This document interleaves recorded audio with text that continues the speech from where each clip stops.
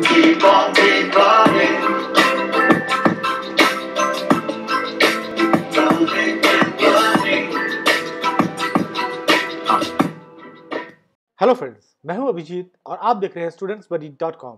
आज हम बात करेंगे एडमिशन ऑफ पार्टनर की इन अ पार्टनरशिप फर्म और ये देखेंगे कि जब एक नया पार्टनर किसी भी पार्टनरशिप फर्म में ऐड होता है तो उस समय रीवैल्यूएशन अकाउंट किस तरीके से प्रिपेयर किया जाना चाहिए और ये हमें बताएंगे डॉक्टर मोहम्मद आबिद। तो ज़्यादा टाइम ना वेस्ट करते हुए चलिए over to doctor Mohammad Abid. Dear student, आज हम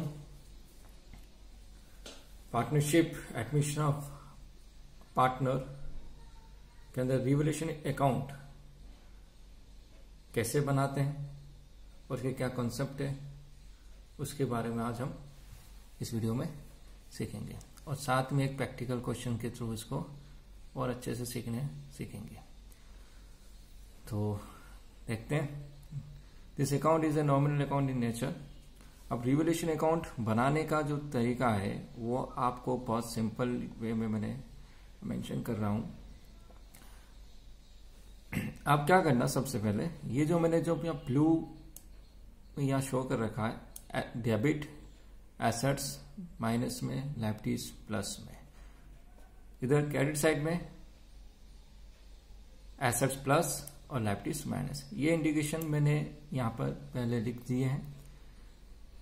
अब यहां प्लस का मतलब क्या है? यहां प्लस का मतलब है इंक्रीज, एसेट्स का इंक्रीज होना, और माइनस का मतलब है यहां पर डिक्रीज, लायबिलिटीज का कम होना।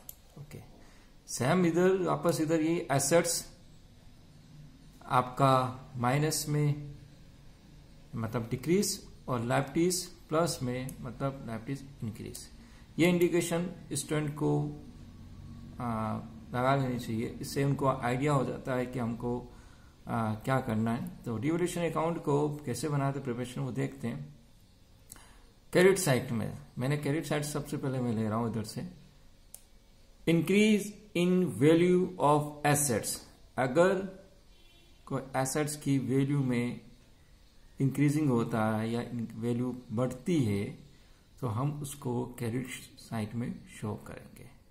ओके, नेक्स्ट सेम इधर वापस अगर एसेट्स डिक्रीज हो जाती है, ओके, उसकी वैल्यू में कोई कमी हो जाती है तो हम उसको डेबिट साइड में शो करेंगे। ओके, नेक्स्ट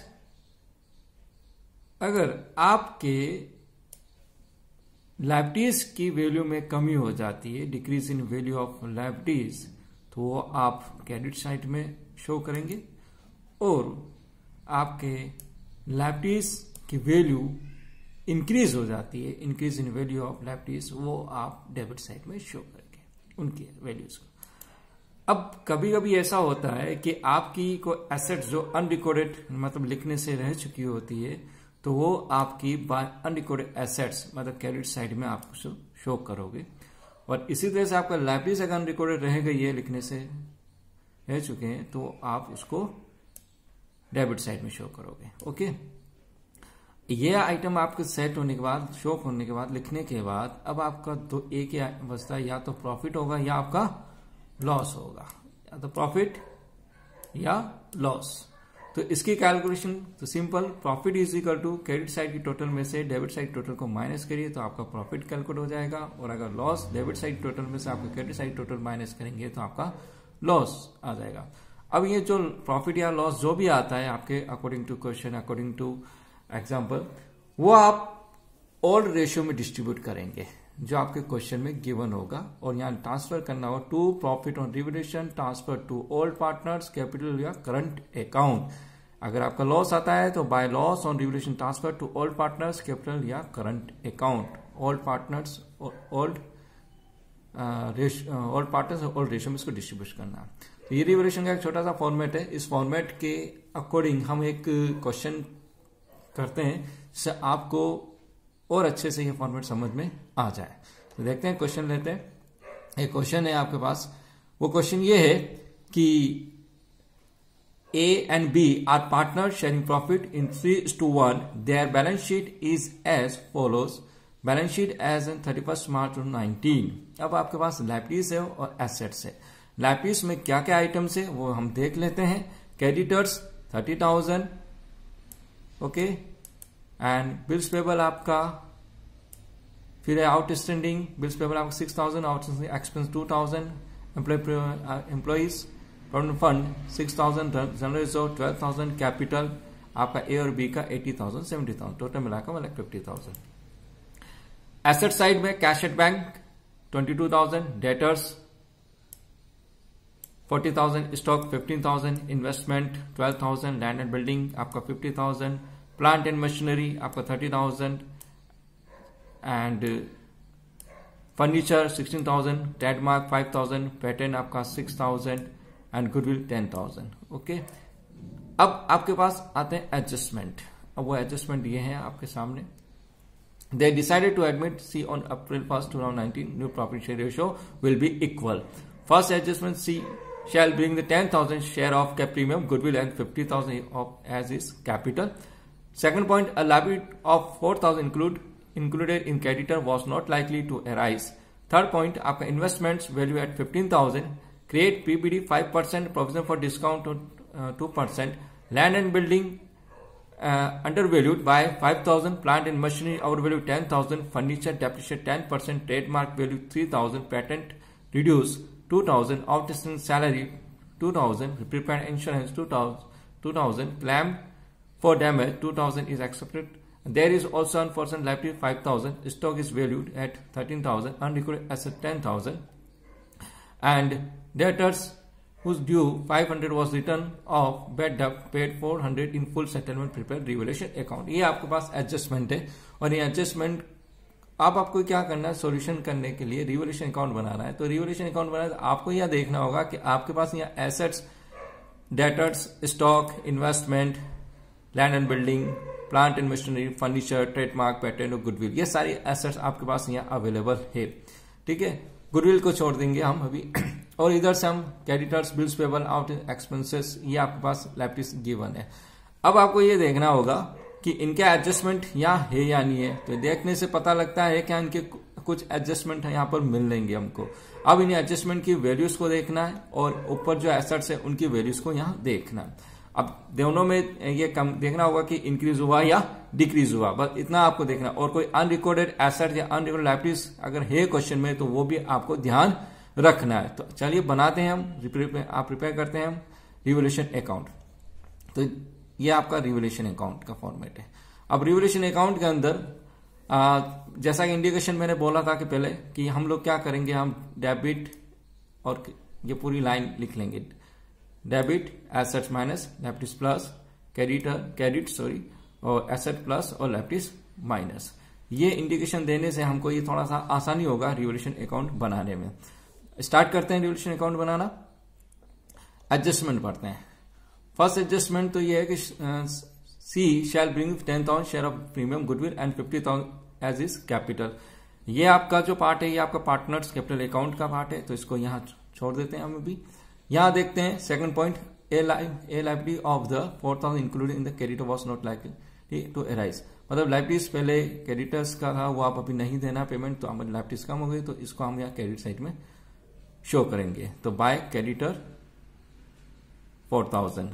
अब मैंने यहाँ 2 नंबर लिखा है. 2 नंबर इसलिए आइडेंटिफाई किया कि आपको समझने के लिए कि एडजस्टमेंट 2 नंबर का एडजस्टमेंट है जो हमने यहाँ पर शो करा. ये नहीं लिखना है आपको, ये सिर्फ समझाने के लिए मैंने यहाँ पर शो करा है कि आपको इजी वे में समझ में आ जाए.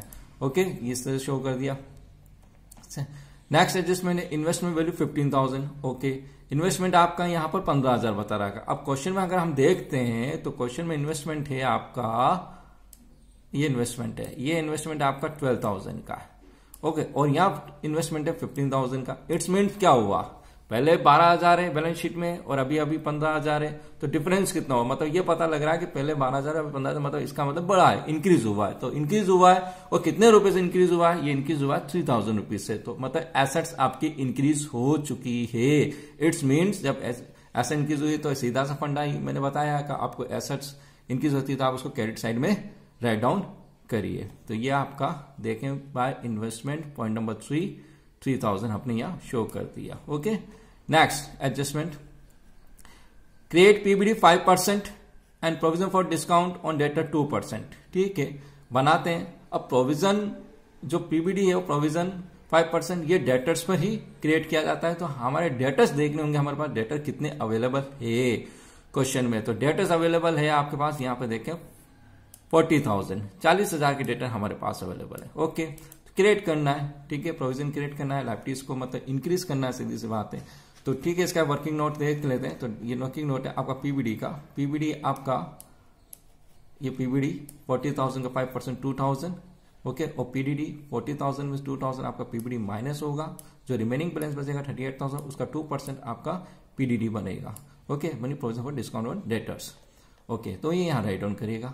ये दोनों एक क्रिएट हो गई है, तो क्रिएट हो गई मतलब लाइबिलिटीज इंक्रीज हो गई है। ठीक है, तो टू पीबीडी ये देखें, इंडिकेशन देख लें आप, ये यहाँ पर एल प्लस मतलब लाइबिलिटीज का इंक्रीज होना। तो 2 पीबीडी आपका 2,000 और 2 पीडीडी आपका 760।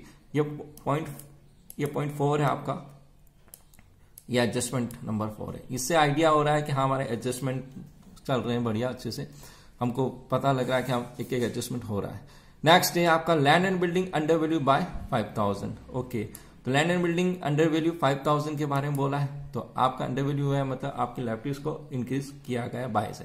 तो यहाँ लिखेगा बाय लैंड एंड बिल्डिंग 5,000 से ना डायरेक्ट बाय बढ़ा दिया गया। अब अंडर वैल्यू ओवर वैल्यू के अलग से एक वीडियो बनाएंगे हम, उसमें आपको अच्छे समझा देंगे। अभी आप यहाँ समझे कि आपका अंडर वैल्यू हुई तो इसका मतलब आपकी एसेट्स में इंक्रीज हुई है तो 5,000 रुपीज से। नेक्स्ट है आपके पास plant and machinery over value हो गई 10,000। ओके, तो आप यहाँ पर आपका ओवर वैल्यू होना मतलब ये आपके लिए प्लांट एंड मशीनरी का इतने रुपए से 10,000 रुपीज से आपका कम हो गया। तो यहाँ राइट डाउन करिए आप to plant and machinery 6.10,000 rupees.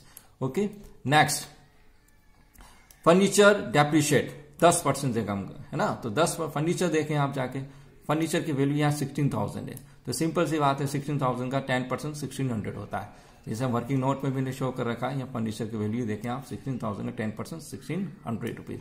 तो ये भी आपके एसेट्स का क्या हो गया, कम होना। तो ये यहाँ पर शो कर देंगे।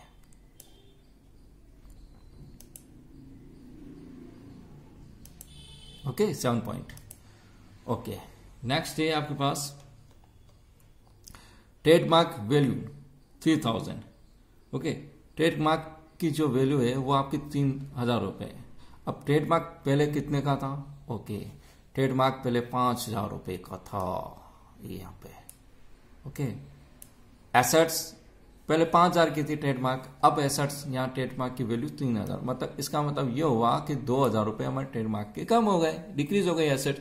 ओके, तो एसेट जब डिक्रीज हुआ तो हमारा कंसेप्ट ये चलता है एसेट डिक्रीज यहाँ पर। तो यहाँ राइट डाउन करेगा to trademark 2,000 rupees, point number 8।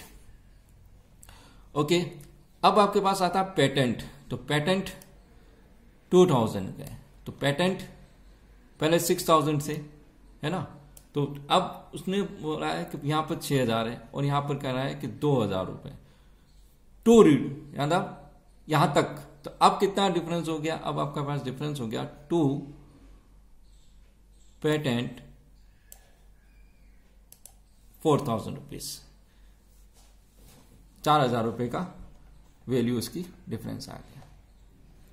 Next है आउटस्टैंडिंग सैलरी। अब आउटस्टैंडिंग जो सैलरी है वो ऊपर के क्वेश्चन में, अब यहां पर जो दे रखा वो आउटस्टैंडिंग एक्सपेंसेस है, मेंशन तो है ही नहीं। ठीक है, तो मतलब ये हो गई आपका अनरिकॉर्डेड लायबिलिटीज के नाम से। तो यहां राइट डाउन करेंगे आप to outstanding salary 2,000 rupees. Okay, next prepared insurance. अच्छा, ये भी अनरिकॉर्डेड है, मतलब पता ही नहीं था। ठीक है, तो ये प्रिपेयर्ड इंश्योरेंस है। प्रिपेयर्ड इंश्योरेंस 2,000 का। आपकी एसेट्स आपकी इंक्रीज हो गई है, तो यहां रखिएगा by prepared insurance 2,000 rupees. Okay, next claim for damage 2,000 except. अब 2,000 रुपए का आपका क्लेम है, मतलब लायबिलिटीज और इंक्रीज हो गई है। तो यहां राइट डाउन करिएगा to claim for damage 2000 rupees. Next, फिर आपके पास ये बोला there is also unfortunate liabilities 5000 rupees. ये और आपके पास लाइबिलिटी का इंक्रीजिंग हो गया है, आपका पहले नहीं थी, अब आ चुकी है, तो यहाँ राइट डाउन कर गया था अनफॉर्चुनेट लाइबिलिटीज 5000। नेक्स्ट, स्टॉक की वैल्यू आपका 13000 है, तो स्टॉक पहले कितना था, तो देखें जाके स्टॉक यहाँ 15, यहाँ आपका 15000 है। ओके, ये 15000 है। अब आपका स्टॉक यहाँ पर हो चुका है 13000, तो स्टॉक कितना कम हो चुका है 2000 रुपए का, तो आपके एसेट्स डिक्रीज हुई है, तो यहाँ राइट डाउन करिए 2000 रुपीज। ओके, अब नेक्स्ट टॉपिक है आपका कि अनरिकॉर्डेड एसेट्स। ठीक है, अनरिकॉर्डेड एसेट्स जैसा कि रूल है क्रेडिट साइड में, जो हमारे पास पहले नहीं थी और अभी आ चुकी है, तो मतलब इंक्रीज हो चुकी हो, तो यहाँ पर राइट डाउन कर दीजिए अनरिकॉर्डेड। और लास्ट आपके पास बोल रहा है a debtor whose 500 rupees was return of bad debt paid full in set 400 rupees in full settlement. उन्हें 400 रुपये देकर, मतलब आपकी जो 400 रुपये लाइबिलिटीज के जो बैड डेट रिटर्न ऑफ कर गए थे, हमारे पास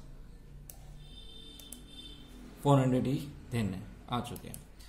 इस तरह से पूरा करने क्वेश्चन को हमने एडजस्टमेंट सॉल्व करने के बाद अब बचता है आपका या तो प्रॉफिट या लॉस। तो टोटल लगाते हैं, टोटल 31,360 और इधर की जो टोटल आएगा जो बैलेंस करने के बाद, जैसा कि मैंने यहाँ लिख रखा है, क्रेडिट साइड की टोटल आपका 24,400 आएगा, उसका लॉस आएगा 6960। Okay,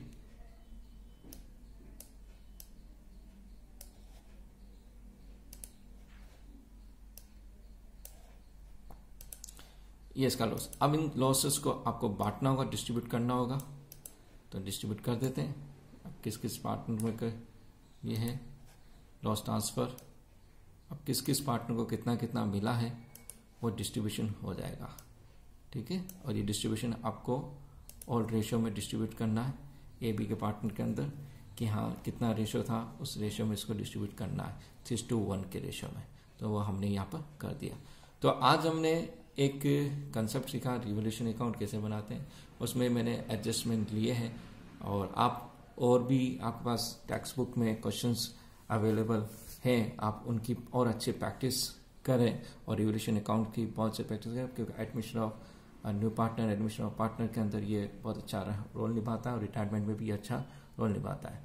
thank you very much.